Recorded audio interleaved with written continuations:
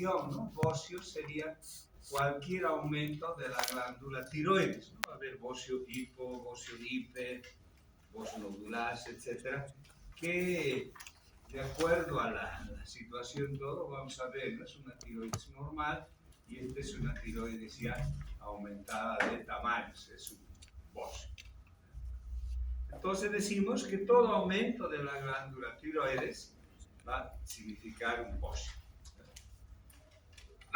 Generalmente va a estar involucrada la hormona de la TSH, que decimos, ¿no? Vamos a ver que este aumento en la producción de la TSH, ¿no? Como consecuencia de una disminución en la secreción de las hormonas tiroideas. Entonces vamos a ver que la TSH va a producir una hiperplasia, hipertrofia de la glándula tiroidea y por ende pues un aumento del tamaño de la glándula. Para hablar de bocio simple, ¿no? Vamos a ver que este bocio, este aumento de la glándula tiroidea no está modificada de acuerdo a la función.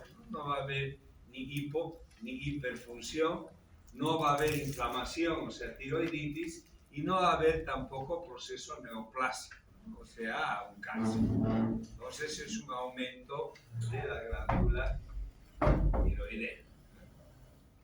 Ahora, la nomenclatura del bocio, ¿no? Se designaba de acuerdo a la edad, bocio congénito, bocio infantil, bocio juvenil, de acuerdo a la etiología, por de yodo, por defecto de peroxidasas, de acuerdo a la morfología, ¿no? Multifuso, nodular, multinodular, ¿no? Y generalmente se dice que todos vamos a llegar a la presencia de un bocio.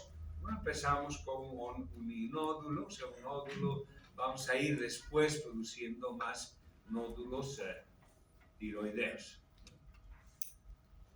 Ahora, desde el culto funcional, podemos decir que el bocio simple se denomina también, ¿no? Atóxico, o sea, no funcionante, atóxico, normofuncionante, eutiroideo, o sea, normal. De acuerdo a la anatomía patológica, macro, micronodular, ¿no? Y dependiendo de la parte ya de la etiología, ¿no? Vamos a ver lo que se denomina el bocio endémico y el bocio esporádico. Antes era bastante frecuente el bocio endémico, ahora ya es más como un bocio esporádico, ¿no? Hablábamos de en zonas no endémicas de 4 a 7% con un predominio en la mujer de 7-13 a 1. Y como dice, ¿no? Después de la octava edad, generalmente vamos a tener, casi todas las personas tienen varios nódulos tiroideos. Es la evolución natural de la especie. Ahora la fisiopatología en sí decimos, ¿no? Una secreción insuficiente de hormona tiroidea. O sea, baja la hormona tiroidea por los mecanismos que hemos visto de retroalimentación, feedback, que sea retroalimentación positiva, se va a producir un aumento de la secreción de la TSH, o sea, la tiroestimulante, o la hormona hipoficiaria tiroestimulante, y esta va a producir a nivel de la glándula tiroidea, pues una hiperplasia e hipertrofia de las células tiroideas que va a producir un aumento en su crecimiento. Interesante. Una vez que se hiperplasia, se hipertrofia una glándula, entonces va a aumentar su función, ¿no? Esta función va a ir aumentando, produciendo el déficit tiroideo, o sea, el déficit de hormona tiroidea que requiere, y que posteriormente, una vez de que se consigue ya este incremento, ¿no? Una cantidad suficiente de T4 y T3, se van a normalizar los límites de TSH y ahí se va a detener, podemos decir, la patología bociógena, la etiología del bocio, ¿no? Y ahí el paciente ya va a estar con cifras normales de TSH y cifras normales de hormona tiroidea. Entonces va a estar ya eutiroideo, pero sí va a existir el bocio, ¿no? Entonces, de acuerdo a este mecanismo compensador, ¿no? Podemos decir que ya de acuerdo a la cantidad de hormona producida, puede no llegar a compensar, ¿no? Entonces va a seguir la bociogénesis, o sea, va a seguir el aumento de la TSH, va a seguir produciendo un incremento de la glándula tiroidea para llegar a compensar, ¿no? Entonces dice que en la teoría clásica, dice, ¿no?, la TSH desempeña un papel central en el crecimiento tiroideo. También se ha visto que existen otro tipo de factores de crecimiento, ¿no?, inclusive aquellos ligados al factor de crecimiento similar a la insulina. Produce aumento del estroma tiroideo, en algún caso algunas inmunoglobulinas, ¿no?, factores de crecimiento celular, factor de crecimiento epidérmico, etc. O sea, aparte de la TSH, ¿no?, como regulador de la formación. Realmente la mayor parte de estos bocios se asociaba a la presencia de un déficit iódico, o sea, un déficit del yodo. En este caso vamos a ver acá que estos factores los vamos a agrupar sobre todo en 4. El déficit o exceso de aporte iódico y aumento del aclaramiento renal del yodo.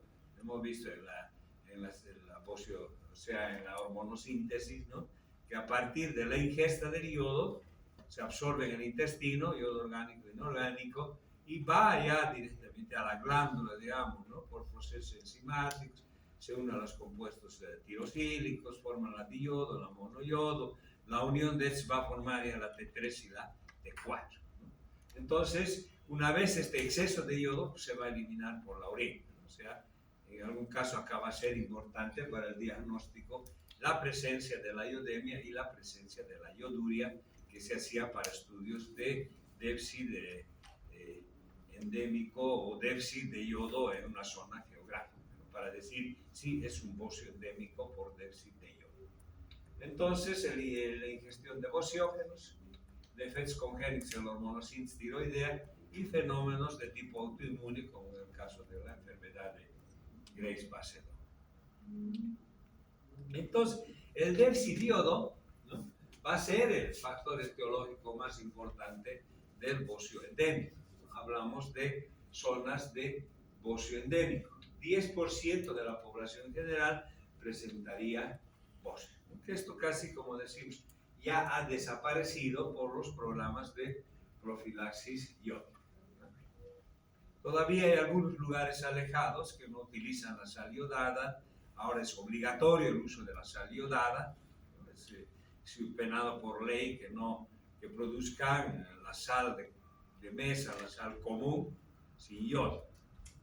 Inclusive forma parte de lo que va a significar el subsidio de lactancia en la mujer, es el privilegio que le dan por embarazarse, y que en parte pues serviría de ayuda para evitar, ¿no?, que exista más problemas de bocio. La ingesta de bociógenos no son sustancias que pueden intervenir en la formación de las hormonas tiroideas como cofactores, ¿no?, o van a sumarse a un cierto déficit iódico, ¿no?, o algún defecto de la biosíntesis hormonal, ¿no? Estos bociógenos, ¿no?, van a interferir, ¿no?, la captación tiroidea del yodo, su organificación intratiroidea, interferir en la liberación de las hormonas o aumentar la secreción fecal de tiroxina. Habíamos visto en la hormonosíntesis tiroidea a partir del yodo que cualquier fallo a cualquier nivel podía ser causa de un déficit de hormona tiroidea. Aquí vemos excreción fecal de tiroxina, ¿no? El tiocianato y otros aniones como el perclorato disminuyen la captación tiroidea de yodo. Los fármacos del tipo tiuracil, ¿no?, se utilizan como antitiroideos para el tratamiento del hipertiroidismo, como el propiltiuracil, el metimazol, el carbimazol, ¿no?, déficit en la organificación intratiroidea del yodo. Entonces, estos son el tratamiento de lo que significa el hipertiroidismo. Otros, las sulfonilurias, las isoniacidas, los salicilatos, la dimetilidantoina, el resorcinol y la fenilbutazona, ¿no? Vamos a ver en algún caso el uso de neurolépticos, el uso de anticonvulsivantes como la fenitoína, por ejemplo, puede producir alteraciones en la vociogénesis.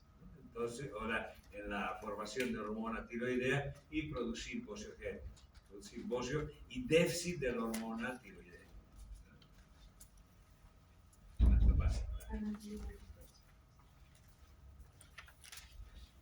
El grupo de vociógenos que interfiere en la liberación de hormonas tiroideas está representado por el yodo consumido en exceso por el hígado. También otros medicamentos para el cáncer como la biplastina, la colchicina, medicamentos que se utilizan, ¿no? En el caso de la colchicina, ¿para qué sirve? Colchicina, dice. ¿Gota? Para la gota aguda. La biplastina es para la leucemia, ciertos tipos de leucemia, linfoma, etc. Alimentos que consumimos, harina de soya, nueces, así como aceite de girasol, maní, algodón, puede aumentar la excreción fecal de tiroxina y producir bocio. O sea, un aumento en la excreción fecal de tiroxina y un déficit entonces y producir el bocio, ¿no? Defectos congénitos, ¿no? En cualquier momento de la formación, ¿no? Puede originar bocio o acompañado o no de hipotiroidismo.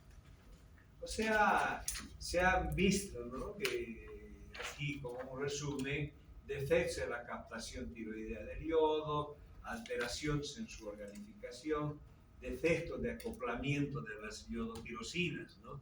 Hemos dicho la monoyodotirosina y la diyodotirosina no tiene acción hormonal, sino es la unión de dos de estas va a producir la T3 y dos diyodo va a producir la T4. Defectos de desalogenasas, anomalías en la síntesis, secreción de la tiroglobulina. O sea, son defectos ya a nivel congénito. Los fenómenos autoinmunes, ¿no? La presencia de enfermedades de tipo autoinmune con la presencia de autoanticuerpos, ¿no? En el caso de la tiroiditis linfocítica focal, ¿no? También vamos a ver estos, bueno, aquí está el resumen, ¿no? Defectos en la captación tiroidea, organificación, acoplamiento, desalogenas, síntesis, secreción de tiroglobulina. También vamos a ver entonces en procesos de tipo autoinmune, en la enfermedad de Graves base 2, porque es una enfermedad autoinmune, vamos a ver que el bocio es importante acá, justamente por la presencia de estos trastornos. Y la anatomía patológica, ¿no? Desde la anatomía externa, o sea, patología externa, tiroides aumentada de tamaño, consistencia firme, puede ser micronódulo, puede ser macronódulo. En la microscopía vamos a ver hiperplasia e involución tiroideas. Involución tiroideas, ¿no? Puede haber hiperplasia de coloide, puede haber aumento de los folículos, ¿no? Con zonas también de tipo fibrótico. O sea, toda una serie de procesos, ¿no? Hiperplasia, hipertrofia, zonas de atrofia, etc. Y el cuadro clínico generalmente no existe si no hay una funcionalidad, no va a haber ni hipo ni hiper, entonces van a estar relacionados más a la anatomía de la glándula. O sea, cuanto más crece el bocio, más problemas vamos a tener a nivel local, ¿no? Sobre todo la compresión de estructuras vecinas. En algún caso, estos bocios a veces quísticos, bocio nodular, bocios quísticos, puede aparecer dolor secundario a una hemorragia local.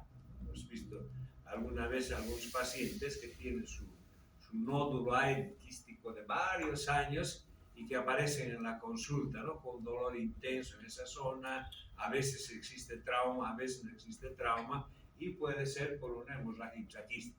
Es decir, refiero, no me ha crecido, era pequeñito y me ha crecido harto, a ver, toque, es una cosa grande, ¿no?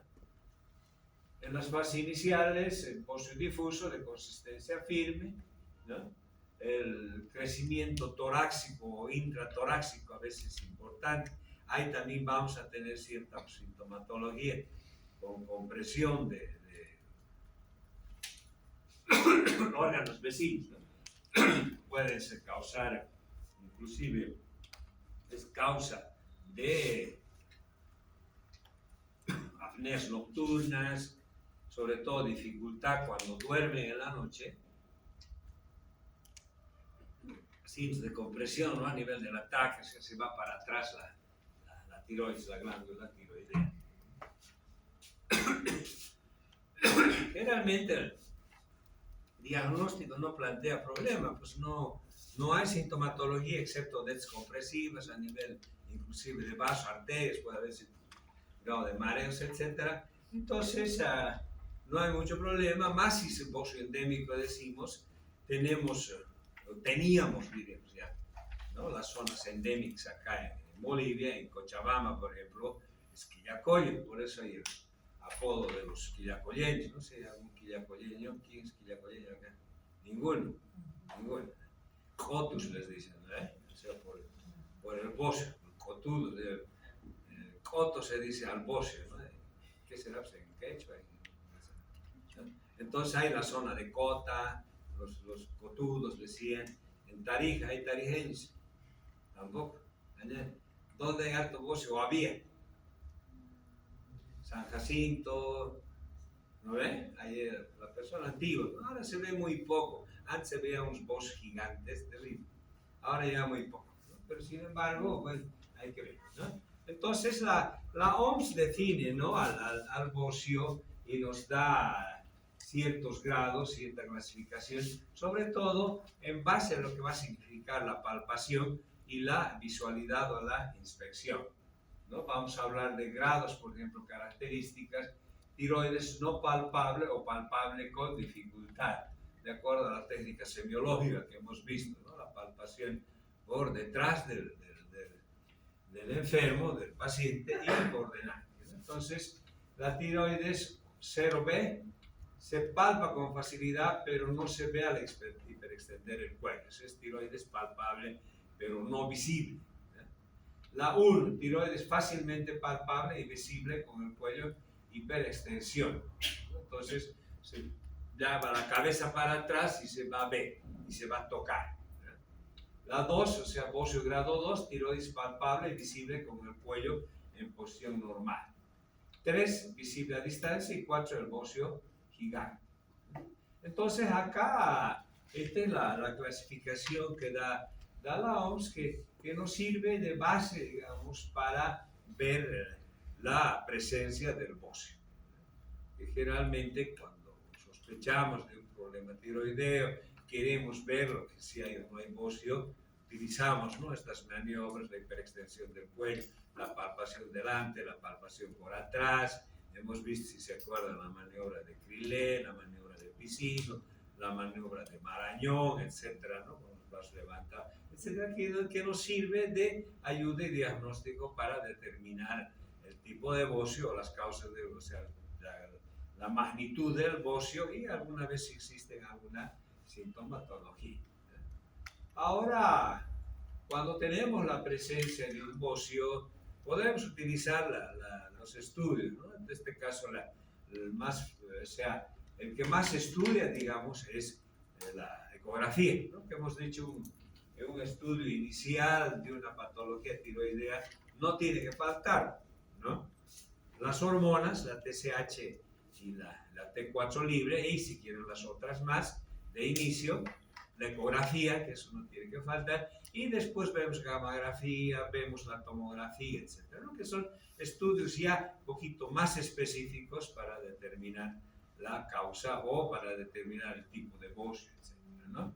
Sobre todo vamos a ver la ecografía, vamos a ver la gammagrafía, ¿no? Si es hiper o hipocaftante, la tomografía sobre todo en esos bocios grandes para determinar hasta dónde es la prolongación endotorácica. Hemos hablado de las masas mediastinas no filiadas, ¿no? A veces una radiografía de tórax, ¿no? Estamos pidiendo por corazón, por pulmón, etc.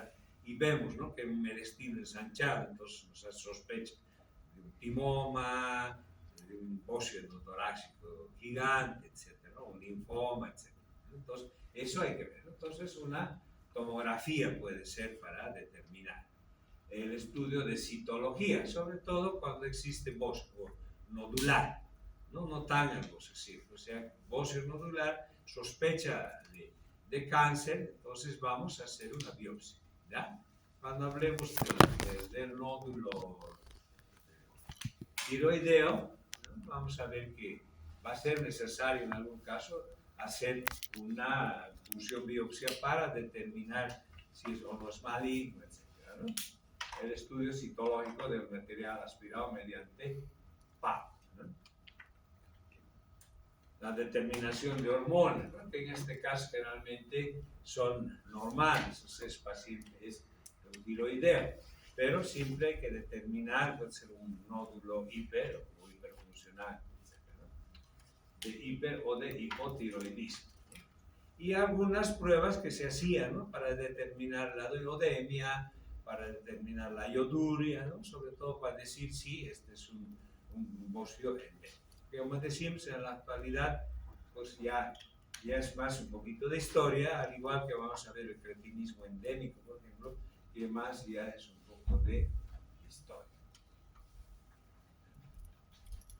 En la fase de diagnóstico, pues realmente vamos a tener en cuenta todas las causas de bocio, Graves fase 2, bocio simple, Graves fase 2, tiroiditis de Hashimoto, que generalmente son los que más producen un incremento de tamaño de la glándula tiroidea. Determinar TSH, determinar T4 libre, anticuerpos anti-TSH, etc., ¿no? Que ya va a determinar que si se trata no de un bocio simple, sino de hiper o de hipofuncional. Como decir, la característica del bocio simple es un aumento de la glándula tiroides sin alteraciones en la función, sin proceso inflamatorio, o sea, descartar una tiroiditis y sin proceso neoplásico, cáncer, ¿no? Citología es característico de la tiroiditis de Hashimoto, ¿no? Que requerimos, si va a ser el diagnóstico de la tiroiditis de Hashimoto, realmente es mediante una biopsia, las células de Hut. Con algunas tiroiditis, con algunas neoplasias, ¿no? El estudio histopatológico o el estudio citológico, ¿no? Para determinar. Entonces son estudios especiales que hacemos, aparte de los corrientes, ver si tiene normofunción, ver la ecografía, se puede ver una gamografía, ¿no? Y la función que está al final. El pronóstico es bueno, ¿no? Sobre todo, aparte de la estética, digamos, ¿no? Es tener masa en el cuello, pelota en el cuello, no hay, digamos, alteraciones en la funcionalidad, o sea, ni hipo ni de hipo. No solamente puede haber procesos de tipo compresivo, ¿no? La apnea nocturna, dificultad de la noche para respirar, etc., ¿no? Desde el punto de vista funcional, la evolución del bocio simple hacia el hipotiroidismo es excepcional. Bociogénesis y carcinoma tiroidea está todavía discutida. Ahora, la importancia del IEPS del yodo como factor etiológico del carcinoma folicular, generalmente no, pero es una eventualidad que podría haber, sobre todo en el carcinoma folicular, que empezaría con un bocio, ¿no? Como antecedentes un bocio y después volverse a cáncer, ¿no? Es excepcional. Y el tratamiento generalmente es la profilaxis, ¿no? La profilaxis yodo, es la administración del yodo, y en este caso se utiliza en forma de la sal yodada, ¿no? O sea, la profilaxis yodo, ¿no? Y evitar la ingesta de bociógeno, ¿no? Si sabemos que algún bociógeno, por ejemplo, la yuca en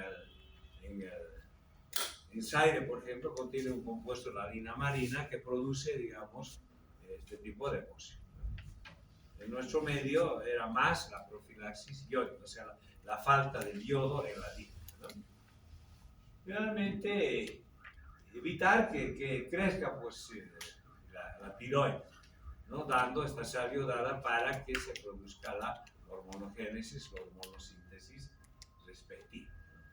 Entonces, en algún caso, hacemos tratamientos en base a la levotiroxina sódica.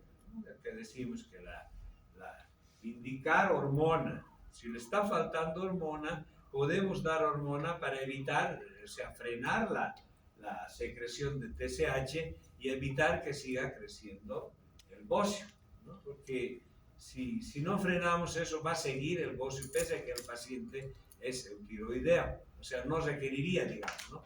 Pero, ¿por qué? Porque la tiroides está formando hormona gracias al aumento de la TSH y gracias al incremento de la glándula tiroidea.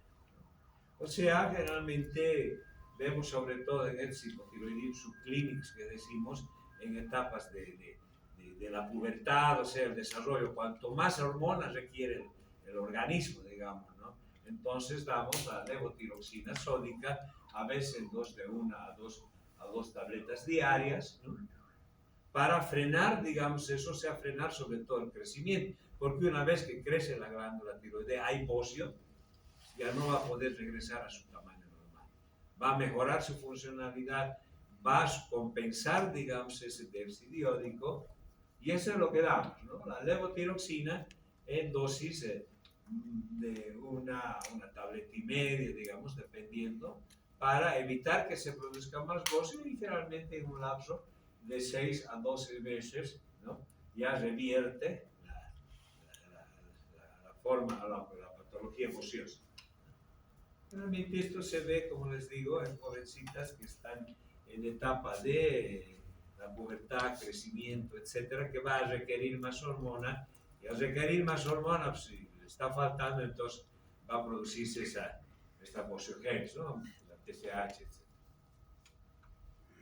Y el tratamiento quirúrgico, ¿no? Que sería ya con ciertas indicaciones, ¿no? O sea, sobre todo cuando hay signos de compresión, ¿no? A nivel cervical, a nivel mediastino, a nivel retroesternal, ¿no?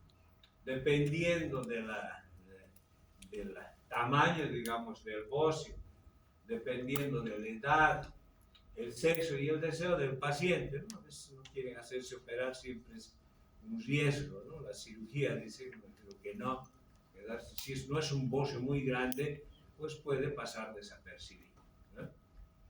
La evolución a bocio multinodular tóxico es una indicación para la cirugía, ¿no? Generalmente se realiza el radioiodo, digamos, ¿no? En este caso, y después el tratamiento quirúrgico. Cuando hay malignidad, por supuesto, el tratamiento va a ser, dependiendo si es folicular, generalmente es quirúrgico, ¿no? Se hace la tiroidectomía, ¿no? O sea, la tiroidectomía puede ser subtotal, puede ser total en la actualidad, más hay la tendencia de ser totales, ¿no? Porque es lo mismo darle media tableta de levotiroxina a darle una tableta, porque igualito generalmente se produce hipotiroidismos, ¿no? O hipoparatiroidismos. Entonces, generalmente están optando ahora los cirujanos para hacer tiroidectomías totales, ¿no? Sacar toda la glándula tiroidea. Bueno, y resumen que siempre decimos, ¿no? En relación a bocio, ¿no? Un aumento del tamaño de la glándula tiroides, ¿no? Simple, función tiroidea normal. El multinodular múltiples no. Causa idiopático, pues, causa déficit de yodo, que como síndrome de Pendred, eso ya ni figura si quieren algunos libros, que es con sordera, bocio e hipotiroidismo, o sea, el déficit de yodo. Como digo, ya al hablar de cretinismo, por ejemplo, el bocio congénito, con hipotiroidismo congénito en los niños, ¿no? ya desapareció casi, ¿no? El bocio simple veremos tiroiditis crónica. Diagnóstico: bocio, velocidad de circulación globular, excreción de yodo en orina, o sea, la ioduria, ¿no? El perfil tiroideo, anticuerpos, antitiroideos, BES y rayos X. El tratamiento: tiroidectomía, sobre todo si hay síntomas compresivos. Asintomático: levotiroxina, radioiodo o la sal iodada, que es ahorita el tratamiento profiláctico, digamos, es el ideal aquí en estos casos, ¿no?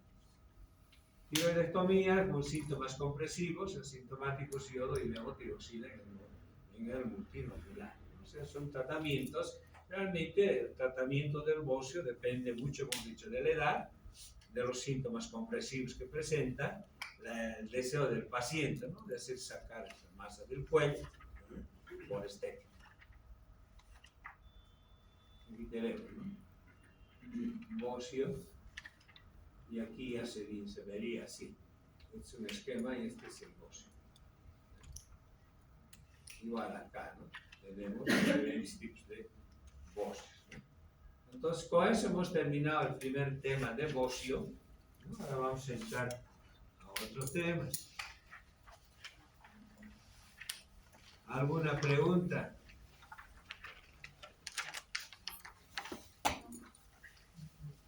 Nada. Como les digo, no es una patología que ya ha desaparecido, podríamos decir, inclusive, excepto en algunos lugares lejanos donde no llega sal iodada, etc. ¿No? Habíamos hablado que antes no existía la sal iodada a morir, etc. Se compraban adobes, decíamos, que traían desde los salares, ¿no? Inclusive no había ni transporte, en mulas traían, y las abuelas tenían que moler la sal, batanes, etc. Y esa es la sal que nos da. Ahora ya casi ha desaparecido. Esto también es un poquito de historia, decimos, donde vamos a ver que el bocio endémico, o el cretinismo en sí endémico, ¿no?, se consideraba, ¿no?, síndromes congénitos que aparecían en áreas de endemia ociosa, ¿no?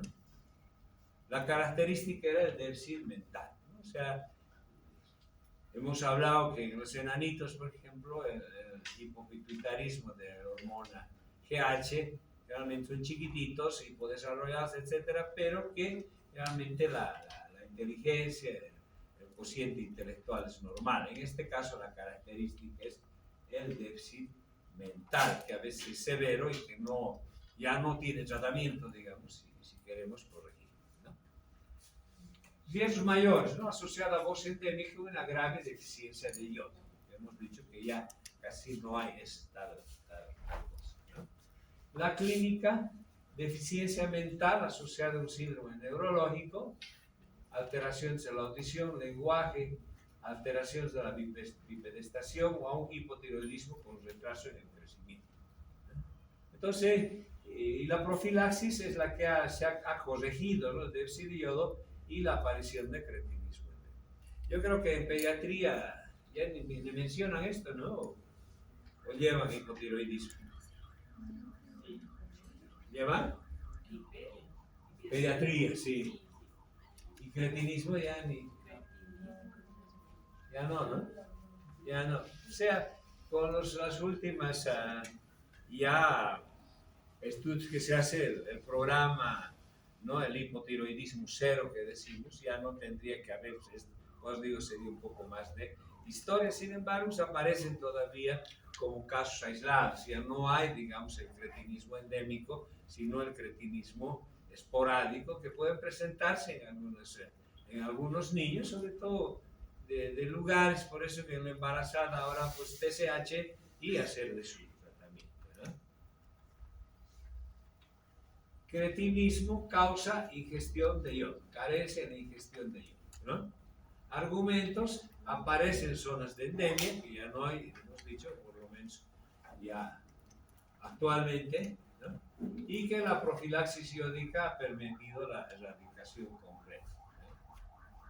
Se habla de déficit iódico cuando los adultos, ¿no?, excreción urinaria en los adultos es inferior a 50 miligramos por gramo de creatina. Por encima de 25 ya es mayor. Vamos a hablar de dos tipos, ¿no?, el del tipo neurológico y del tipo mixedematoso, o la forma, tipo o forma. El mixedematoso dependerá de la hipotiroxinemia materna y del feto durante el tercer trimestre, o sea, posterior, ¿no?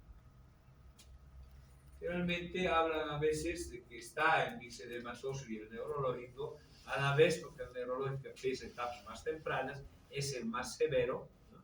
En esto, el mixedematoso todavía se puede corregir en parte el déficit cognitivo. Forma mixedematosa depende del fracaso en el desarrollo y la función del tiroides del feto antes del nacimiento y en el periodo postnatal. Además del déficit de yodo, a veces influye factores de tipo genético, autoinmunes, ambientales, ¿no?, que van a modificar la clínica del cretinismo. Entonces vamos a ver que las diferencias van a ser claras en lo que va a significar el del tipo neurológico y el del tipo mixedematoso, ¿no? Durante el tercer trimestre, hipotiroxinemia materna y del feto.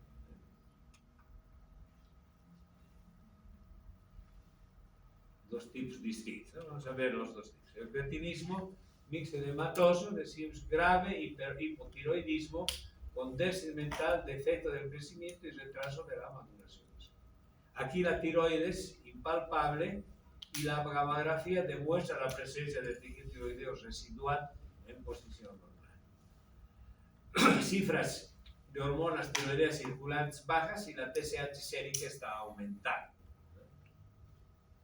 Y la presencia de cofactores que hemos visto, ¿no?, en el mixedematoso.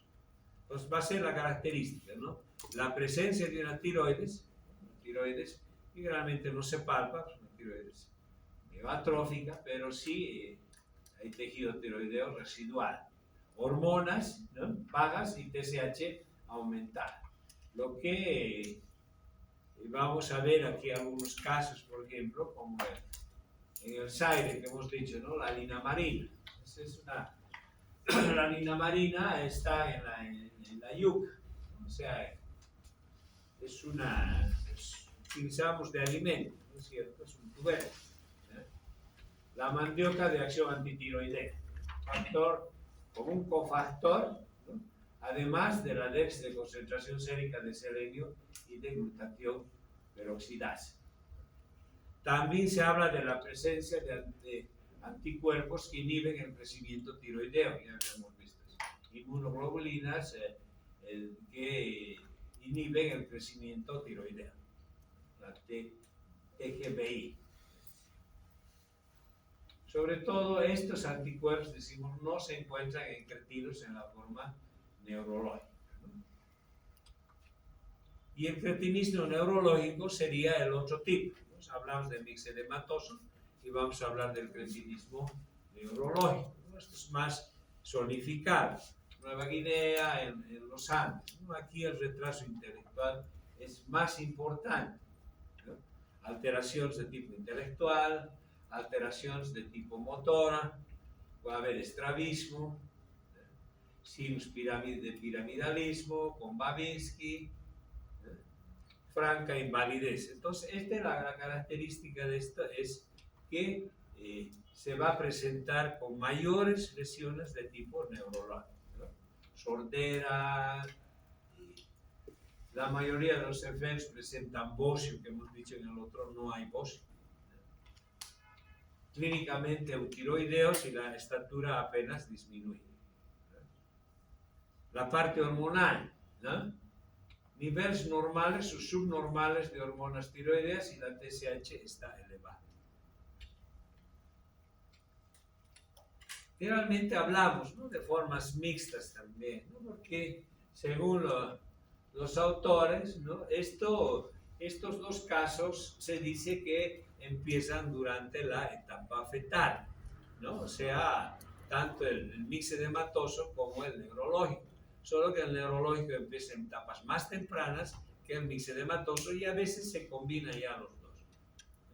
Decimos una hipotiroxinemia, o sea, una baja de hormona en la madre y una baja de hormona en el niño, que ocasiona todos estos trastornos. Por eso que en el tratamiento, en la profilaxis, etcétera, pues es importante el diagnóstico del hipotiroidismo materno para evitar esta cosa. Realmente no hay ahora ya esas hipotiroxinemias en base al yodo, entonces, poco probable. Tratamiento tendría que ser con hormonas tiroideas en relación al hipotiroidismo, ¿no? Realmente las alteraciones que van a estar presentes ya acá. Si hablamos a partir del tercer trimestre del mixedematoso, entonces habría que hacer tratamiento tanto a la madre, empezar en la madre, y cuando el niño nace también hacer ya el tratamiento con hormona tiroidea. En el caso del déficit de tipo neurológico, el cretinismo de tipo neurológico, ya las alteraciones se van a producir en el primer trimestre, o sea, formación de los órganos, formación del sistema nervioso, entonces el tratamiento es menos satisfactorio. Y la profilaxis iódica es la que utilizamos inicialmente, ¿no? O sea, profilaxis de la sal iódica. De acuerdo al lugar, etcétera, vamos a ver que las sales vienen adicionadas con yoduro, potásico, entre una 10.000, una 200.000, dependiendo, ¿no? Pero con 100 miligramos día, cantidad suficiente por la OMS para evitar el déficit iódico. Entonces, en la actualidad, como decimos, la profilaxis iódica ya habría hecho desaparecer este tipo de patología. O sea, la vamos a ver ya no como un bocio endémico, ¿no? O sea, sino un bocio de tipo esporádico, un bocio simple de tipo esporádico, es raro. La iodación de la sal de cocina, este ya hemos visto. Antes se administraba, ¿no?, el aceite yodado, inclusive había inyección intramuscular a las pobres guaguas, hacían. Terrible, se ponía este aceite yódico y a veces producían abscesos no infecciosos, ¿no? O sea, abscesos grandes y de todo. Ahora, más la profilaxis iódica con sal, pues es lo normal. Excepción dada que a veces aparece hipertiroidismo, ¿no? Pero eso es rarísimo. Entonces, la profilaxis es el tratamiento ideal. Este es un niño con hipotiroidismo. Aquí hay el de tipo neurológico, con alteraciones. O sea, vamos a ver en el adulto, ¿no?, las características, ¿no?, la facies que hemos dicho, mixedematosa, la lengua grande, etcétera, que las vamos a estudiar. Ahora ya vamos a hablar de lo que nos compete de verdad en sí, las alteraciones hormonales en el adulto. ¿Tipo? Por lo menos no. Recuerda, la OMS de estar en 0 o 1, por lo menos. Pero no es subclínico. Haga su clínica. Es tomar ¿Con tu hormona? 75. ¿Había cuánto tiempo? 16 años. Hay 12 años. Volverías tiempo. Ya no debe ser tan subclínico, entonces ya has de tener algún momento clínico. Al inicio. Claro.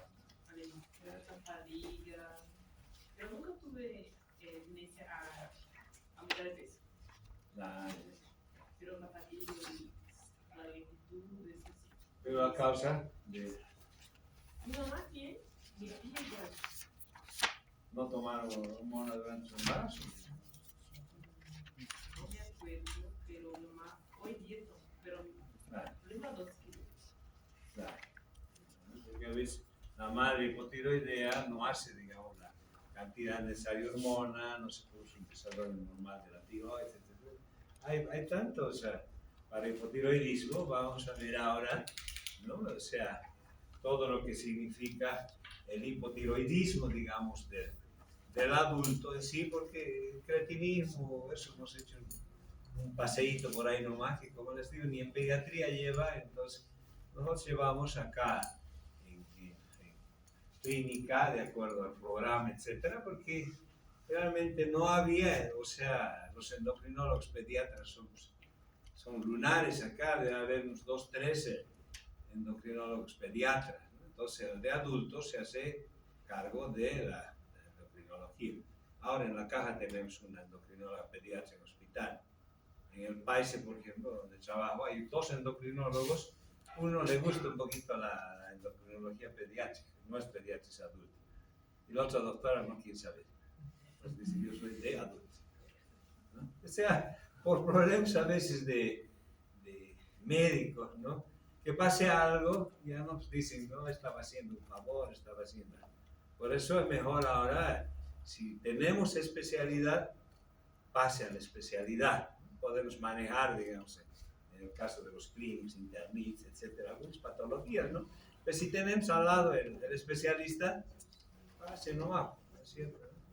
Porque no significa ni siquiera un ingreso económico, nada, porque igualito nos pagan, ¿no? Atender 2 o atender 10. Pero siempre hay que hacer presencia, ¿no?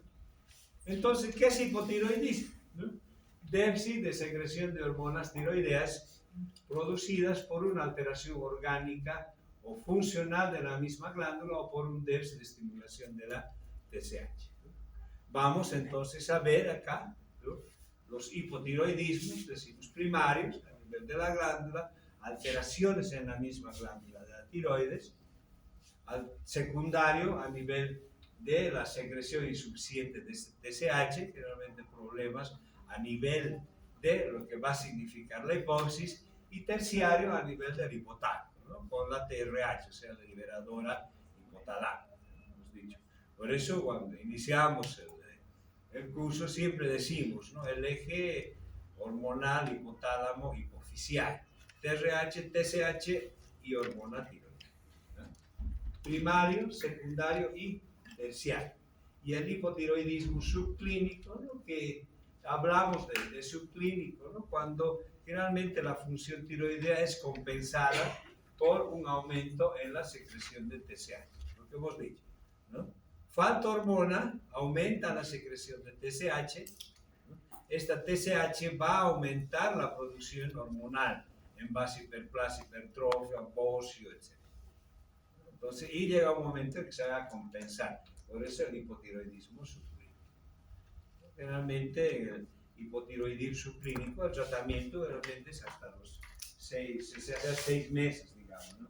Pero en el caso ya de que existe un hipotiroidismo, pues el tratamiento ya va a ser de por vida. Ya no hay, digamos, decir utilizo 6 meses, suspendo, ¿no?, sino ya de por vida. Y bueno, de acuerdo a los requerimientos, ¿no?, pues si está embarazada, considera va a tener de estar un poquito más de hormonas. Claro, ya son 2, no son solo, ¿no? Y si son 3, el triple. Peor todavía, sí. ¿No ve? Claro. Entonces, hablamos de una incidencia anual, realmente son cifras a veces de España, de México, etcétera, ¿no? De 1 a 2 por 1000. Como hemos dicho, las incidencias de la enfermedad de tiroidea en endocrinología está casi a la par de la diabetes. Yo inclusive diría un poquito más, inclusive la parte tiroidea. Porque tenemos harto, la consulta en centros, hospitales, consultores, etcétera, realmente es tiroides, diabetes. Bueno, viene presión, viene qué sé yo, ¿no?, hipertensión arterial, cardiopatías, etcétera, dependiendo, ¿no? Entonces, la causa más frecuente acá del hipotiroidismo, que decimos del adulto, ¿no?, sería la tiroiditis atrófica autoinmune. Mujeres, y aumenta con la edad, ¿no? Entonces, vemos que el hipotiroidismo es más frecuente en mujeres en la edad avanzada. Generalmente empieza a los 50, 60 años, digamos, ¿no?, donde vamos a tener mayor incidencia del hipotiroidismo por una tiroiditis atrófica de tipo autoinmune. En áreas de endemia gaseosa, la prevalencia de hipotiroidismo es evidentemente muy superior a los citados, ¿no? Pues decimos nodularidad, zonas de atrofia, etcétera, falta hormona y va a haber un hipotiroidismo. Etiologías, pues realmente hay varias, hartas etiologías, ¿no?, pero que ya en la parte clínica, digamos, las vamos a clasificar primarios, secundarios y terciarios. La mayor parte son de tipo primario. Hablamos de déficit estructural o funcional del tiroides. Alteraciones a nivel de tiroides, llámese congénito, llámese genético, llámese estructural, etc. El idiopático, la tiroiditis autoinmune atrófica, es una enfermedad de origen autoinmune que va a producir una atrofia a nivel y disminución de la capacidad secretor hormonal de la tiroides. Las tiroidectomías, que también son, en el caso del hipertiroidismo, por ejemplo, se saca la tiroides y bueno, no hay glándula, entonces va a producirse el hipotiroidismo. La terapéutica con yodo 131, ¿no? El yodo 131 en el caso de utilizar en el hipertiroidismo, por ejemplo, ¿no? Damos yodo 131 y no solamente va a destruir ese nódulo hiperfuncionante, sino también el resto de la tiroides. Entonces va a producir un hipotiroidismo por terapéutica con yodo radioactivo. Radiaciones externas, por cualquier causa, tiroides, cáncer, linfomas, etc. Defectos en el desarrollo de la glándula tiroides, las tiroides atróficas, las tiroides sublinguales, las tiroides residuales, es decir, alteraciones orgánicas del tejido, alteraciones en la biosíntesis de las hormonas tiroideas, defectos congénitos, exceso de yodo y glucógenos vegetales, fármacos, ¿no? Aquí es importante el fármaco en pacientes con problemas de tipo neurológico que toman tratamiento, pues se producen diversos grados de hipotiroidismo. Entonces van a ver, pues es largo, ¿no? Hay que hacer estudios a nivel de la tiroides, genético, estructural y de todo eso, ¿no? Por eso que a veces decimos hipotiroidismo, nada más. Y si es mayor, ¿no? Vamos a decir tiroiditis atrófica autoinmune, y si es más joven, podemos ver que sí existía o sí existe una tiroiditis de tipo Hashimoto. El secundario, con desde TSH, cualquier alteración a nivel de la hipófisis, hemos hablado del síndrome de Sheehan, las hipofisitis de tipo autoinmune, etc., ¿no?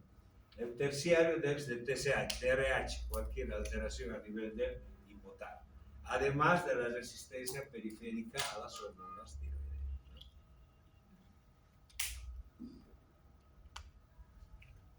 Entre los principales hipotiroidismos, los primarios, sobre todo llamamos el hipotiroidismo idiopático, ¿no? La forma más común, ¿no? Y va a representar el estadio final de una tiroiditis autoinmune. Autoinmune, autoanticuerpos, presencia de lesiones a nivel tiroideo, destrucción de la glándula tiroidea y pues destrucción de lo que va a significar la parte productora hormonal. Para hacer la diferencia entre la tiroiditis de tipo autoinmune, crónica, atrófica, entre la tiroiditis de Hashimoto, ¿no? Realmente ambos tienen autoanticuerpos o anticuerpos anticirculantes, etc. Pero vamos a ver que existen algunas otras alteraciones ya inherentes a cada enfermedad, ¿no? Realmente los dos van a terminar en hipotiroidismo, tanto la tiroiditis atrófica autoinmune, pero en edades un poco más avanzadas, y el hipotiroidismo en la tiroiditis de Hashimoto, que es más, vamos a ver personas jóvenes con hipotiroidismos ya diagnosticados, etcétera, donde va a existir un déficit hormonal, pero en etapas un poquito más tempranas, a veces entre los 30, 20, 30, 40 años. Y el de la atrófica autoinmune del adulto a partir de los 50, 60, 70 años. Los hipotiroidismos post-tiroidectomía pues, se explican. O sea, antes de cirugía, ver si le han sacado toda la glándula tiroides, con seguridad hipotiroidismo. La radioterapia, también, posradiación de cuello, linfomas, carcinomas, etc. Realmente después de un hipertiroidismo, ¿no? La enfermedad de Graves-Basedow. Cirugía, hacemos la radioterapia o el yodo radioactivo que se llama, ¿no? Entonces va a haber pues, lesiones a nivel de la glándula, destrucciones ya totales de la glándula tiroides. Defectos del desarrollo, ¿no? Las agenesias tiroideas, ¿no? Que generalmente ya no hay, digamos, no se diagnostica una genesia tiroidea. Realmente encontramos tejido residual, por lo menos a nivel tiroideo, el lecho tiroideo, digamos, una zona tiroidea. Hemos hablado en la embriología, ¿no? Descenso a través de la volca de Rayleigh, a través del conducto tirogloso hasta localizar. Pero a veces su localización anatómica no es la normal, sino es a nivel lingual, por ejemplo, ¿no? Entonces a veces hay, confunden con un tumor, etcétera, y saca la glándula, queda cero tiroides. O ya, a medida que van pasando los años, a partir del cuarto año, sexto año, etcétera, ya va a haber un déficit hormonal, ¿no? Porque ya necesita más hormona tiroidea para su desarrollo, su crecimiento, más aún en la pubertad, ¿no? Entonces va a haber una agravación o aparición clínica de un hipotiroidismo. Entonces, en algún caso, a veces el tejido tiroideo insuficiente, digamos, para producir, ¿no? Hace que a medida que va desarrollando la persona, ¿no? A partir de 6 años, etcétera, o la pubertad, va a haber ya un déficit de hormona tiroidea, porque ya no requiere las mismas cantidades cuando era pequeño. Entonces, ahí puede ser una de las causas, ¿no? El tejido disgenético resulta insuficiente para mantener la función tiroidea y va a aparecer un hipotiroidismo, ¿no? A veces, como decimos, sin causa aparente, no ha habido algunos problemas, etc. Entonces, bueno, las entidades clínicas son varias, pero ya el diagnóstico puede ser más hipotiroidismo, ¿no? El hipotiroidismo causa, a veces no se llega a determinar, ¿no? Excepto se define, digamos, si es un adulto, vamos a decir, por una tiroiditis atrófica autoinmune, y vamos a encontrar cero tiroides, o sea, cero funcionalidad tiroidea, no cero tiroides. Hipotiroidismo, alteraciones orgánicas del tejido glandular, o sea, otras patologías, cistinosis, amiloidosis, sarcoidosis, inflamaciones como tiroiditis de Kerrbach, la tiroiditis de Riedel, etcétera, que vamos a estudiarlas posteriormente, ¿no? La biosíntesis normal de la hormona tiroidea, hemos dicho, ¿no? Los pasos, en cualquier momento se para y un stop, ¿no? Puede ser por enzimas, etcétera, la iodinación que hemos hablado, ¿no? Con las desiodinasas, para ahí, entonces no hay producción de hormona tiroidea. Bocio e hipotiroidismo familiar y congénito. Las causas de bociogénesis, ¿no?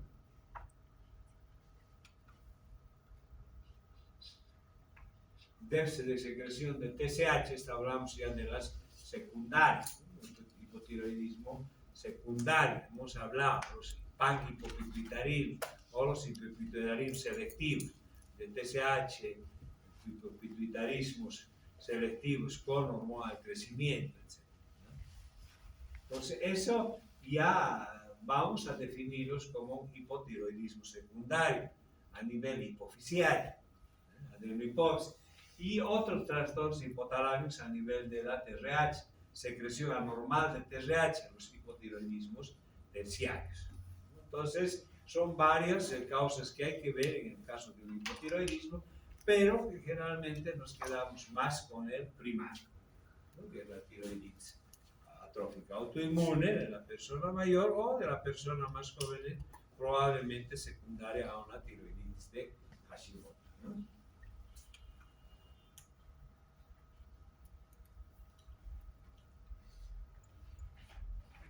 Bueno, la presencia, ¿no? De los síndromes de resistencia, hemos hablado del TRA, del TRB, ¿no? Los receptores a nivel celular, que también puede haber un déficit o anomalías estructurales de los receptores, entonces no hay una opción hormonal adecuada, ¿no? Resistencia, síndromes de resistencia a la acción hormonal, ¿no? Ligadas a las anomalías de los receptores, ¿no? Solamente a veces encontramos, digamos, algunos trastornos compatibles con hipo y algunos compatibles con hipertiroidismo, dependiendo de la presencia del receptor. Cuando hemos hablado y hemos dicho que cuando hay una enfermedad por receptor, generalmente existe un incremento en la producción hormonal, ¿no? O sea, hay un incremento de hormonas tiroideas, ¿no? Pero sin embargo puede haber un hipotiroidismo. Vamos a ver en las características laboratoriales, por ejemplo, hipotiroidismo terciario, por ejemplo, tiene diferencias en lo que va a significar la cantidad de hormonas. A veces la TSH está un poquito normal o medio baja y las hormonas altas, o las dos altas, las tres altas, digamos, la presencia de hormonas en sangre. De ahí por eso que dice acá, a veces hay alteraciones compatibles con hipo y alteraciones compatibles con hipo. Las dos, mezcla de las dos. Es rarísimo, rarísimo, no sé. La anatomía patológica dependiendo de la causa, ¿no?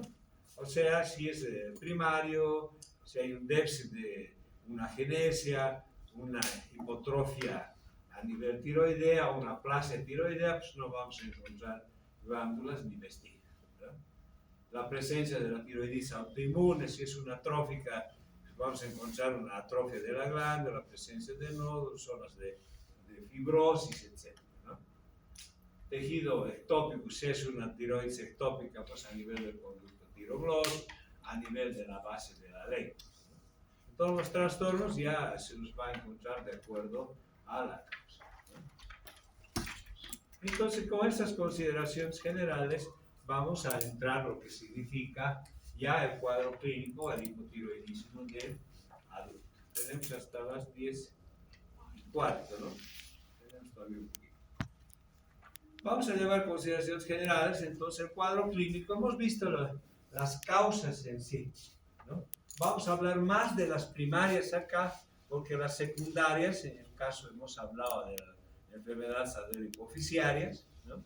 Vamos a hacer algunas ya afirmaciones de lo que va a ser un laboratorio, por ejemplo, para diferenciar en parte lo que va a ser un hipotiroidismo primario, un hipotiroidismo secundario. ¿no?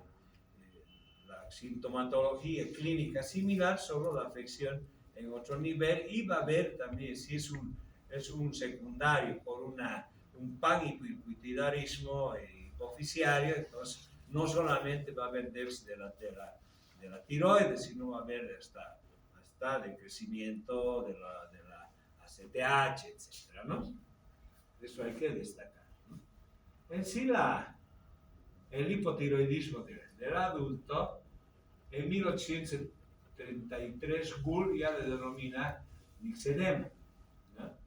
O sea, sobre todo en relación a los trastornos o las alteraciones dérmicas de la enfermedad. ¿no? O sea, en la actualidad ya no está usándose ese término de mixedema del adulto. Más utilizamos mixedema crónico, o sea, la crisis mixedematosa, ¿no? Para una complicación, el coma mixedematoso, por ejemplo, todavía se utiliza. Pero ya más hablamos de un hipotiroidismo del adulto, hipotiroidismo del niño, vamos a ver cuántas cosas. Entonces, mixedema por la presencia de edema a nivel. El mixedema en sí ahora también es más característico del hipertiroidismo en la enfermedad de Gray, ¿no? El mixedema pretibial, como método para diagnóstico. Cuadro clínico de comienzo insidioso durante mucho tiempo. ¿no? Generalmente, cuando el paciente ingresa al centro, a veces las alteraciones no son muy específicas, excepto que ya esté en fase de un hipotiroidismo más o menos avanzado. Vamos a tener desde las alteraciones generales, las alteraciones locales inherentes a la glándula, etc. ¿no? Realmente la característica en estos pacientes es que ¿no? padecer frío. ¿no? A veces en verano siempre están abrigados. Siempre tienen frío. ¿no? A veces inclusive se confirma la hipotermia. Fatiga, disminución del apetito. ¿no? El peso generalmente puede ser normal, pero tiene tendencia más, digamos, a ser un poquito ancho y gruesito. gordito, si quiero poder llamar, pero no tanto por grasa, digamos, sino por retención de agua y sal, ¿no? Por tejido mucoide. A nivel de la lengua, a nivel de la laringe, voz ronca áspera, por infiltración mucoide. Tiroides casi nunca es palpable, ¿no? Si es una atrófica autoinmune, pues sí disminuida de tamaño. Los signos más llamativos a nivel de la piel, ¿no? Dan el nombre de mixedema. Es como si tuviera un edema, digamos, pero con fobia negativa. No hay fobia digital. Cara, nuca, dorso de manos y de pies. Parece que estuviera hinchado con edema. Piel seca, dura y escamosa, pálida amarillenta por anemia, vasoconstricción cutánea e hipercarotinemia. Secreciones disminuidas, sudorípara y sebácea. Una de las características importantes, pues, y que llama la atención en las damas, ¿no?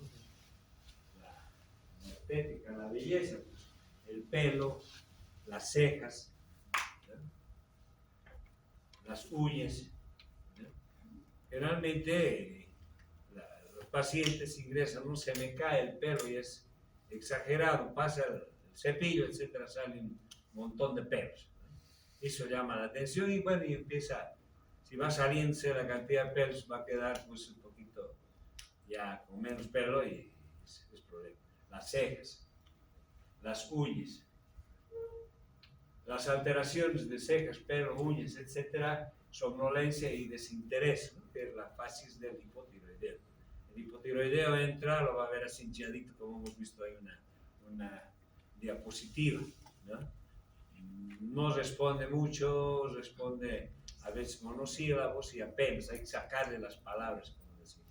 Y la familia dice, siempre anda sentada en un rincón, tratando de dormir, de día, de noche, etc. Entonces, ese es el desinterés, la somnolencia, la astenia, la dinamia.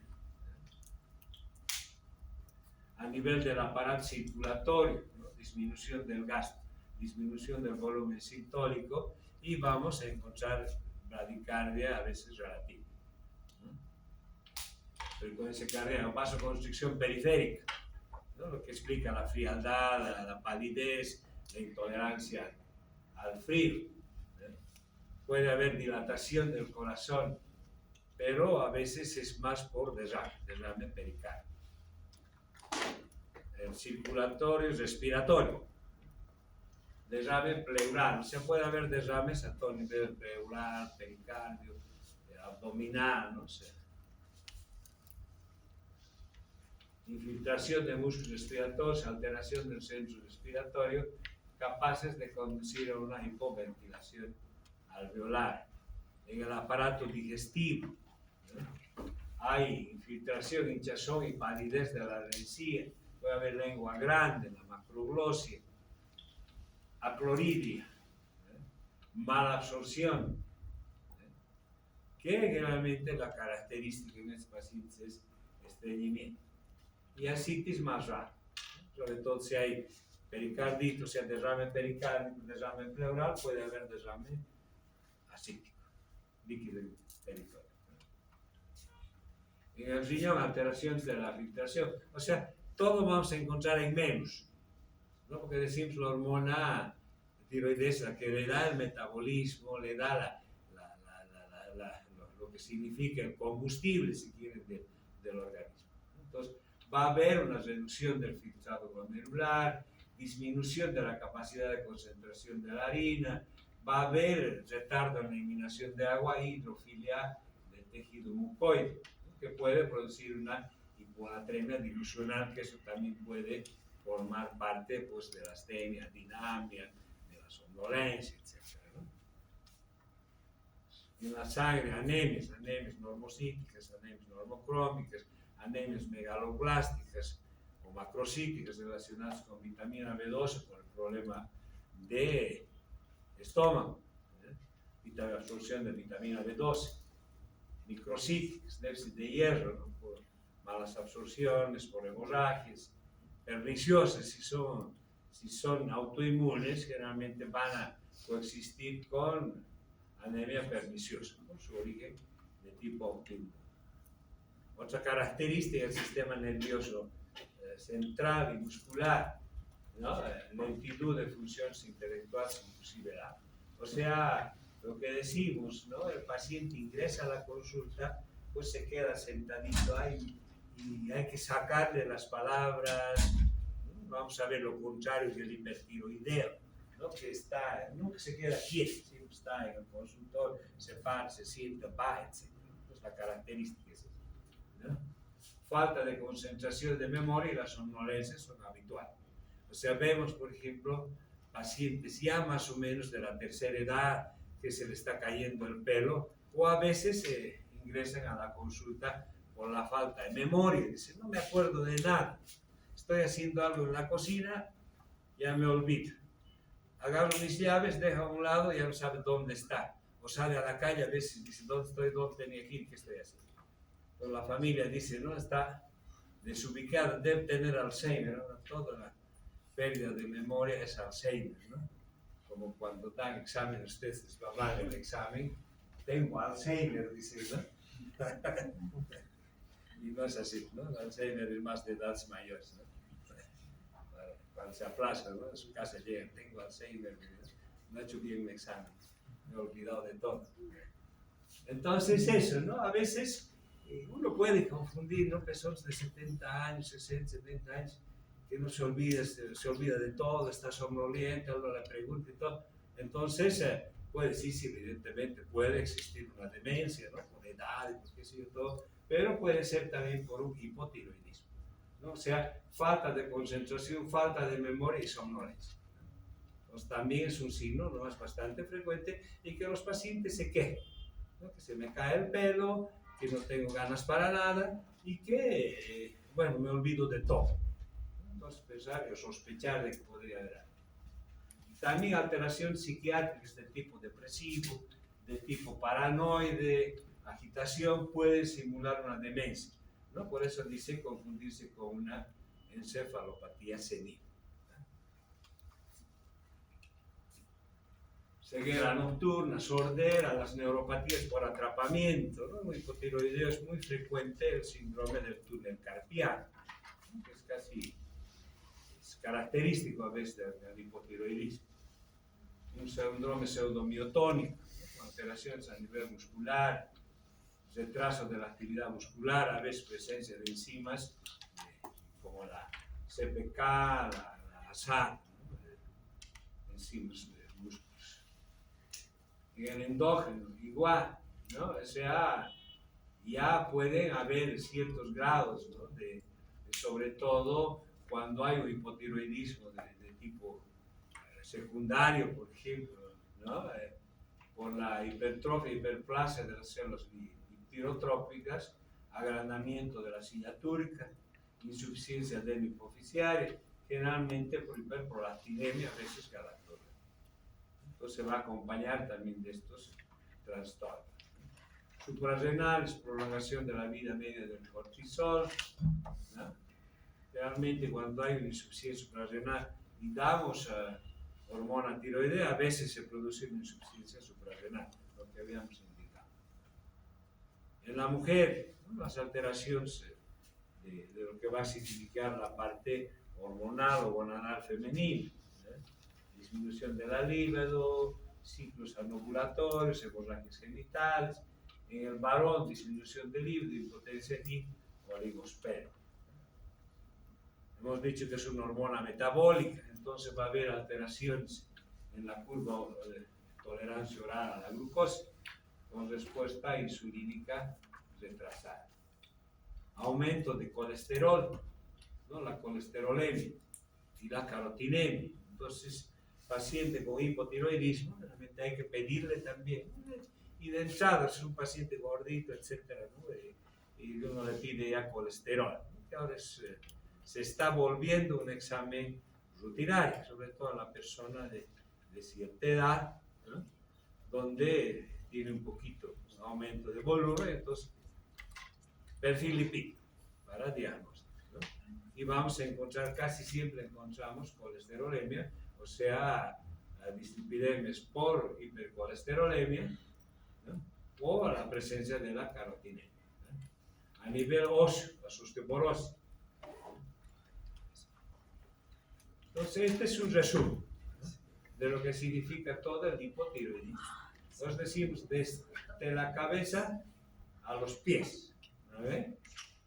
Alopecia, disminución del pelo, bradixiquia, pérdida de memoria, edema palpebral, macroglosia, intolerancia al frío, alteraciones a nivel cardíaco, túnel carpiano, alteraciones gonadales, musculares, metrorragias, estreñimiento, reflejo aquileo en el tejido, ¿no? Decíamos, ¿no? A veces hay reflejo patelar, etcétera, está disminuido, y el aumento de peso, más las alteraciones térmicas, que es la característica, digamos, del paciente hipotiroideo. Aquí tenemos por pacientes, por signología y el porcentaje, destacándose la sequedad de piel un 97, el lenguaje 91, vamos a ver hinchazón, manos, pies y caras, el clásico mixedema en 90, somnolencia, cansancio 98, y así vamos bien, ¿no? O sea, las características: sequedad, caída del pelo, hipertensión menstrual, nerviosismo, bradicardia, etc. Entonces, pero los más sobresalientes están con problemas de piel y de lo que va a significar el enlentecimiento del lenguaje, ¿no? Los trastornos de tipo neurológico. Eso sería la parte de hipotiroidismo, ¿no? Quedaremos acá. Hipotiroidismo del recién nacido y del niño, ¿ya?